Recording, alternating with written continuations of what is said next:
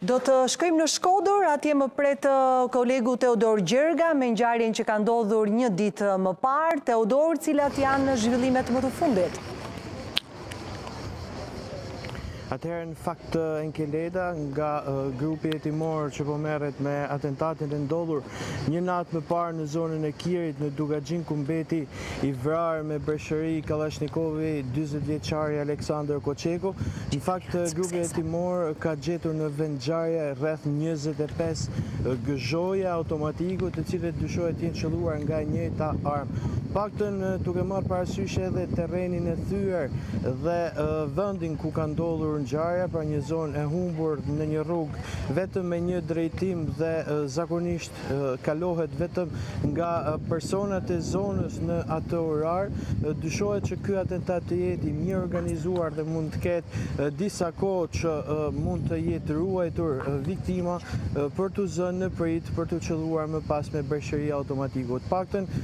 deri më tani pista kryesore e hetimit për këtë vrasje është ajo e gjakmarrjes, ku vite më parë, konkretisht në vitin 2017, vëllai i Aleksandër Koçekut, Artan Koçeku, ka vrarë, paktën sipas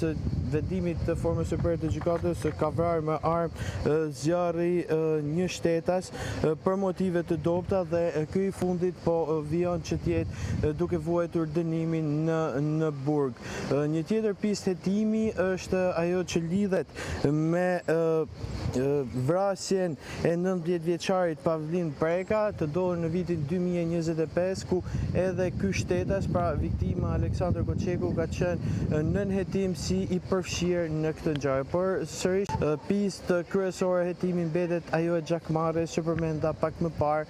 ndërsa policia po vjen hetimet për të bërë të mundur edhe dokumentimin e plotë të kësaj ngjarje. Vlen theksohet që zona ku ka ndodhur vrasja është një terren shumë thyer, ku nuk ka kamera sigurie dhe siç e thash pak më parë, kalohet vetëm nga persona të cilët e njohin mirë zonën për shkak të terrenit shumë vështirë për të kaluar me automjet. Është rrugë shumë e keqe, kalohet vetëm me mjete të larta fuoristrada dhe nuk kalohet nga mjetet e ulta, e si pasojë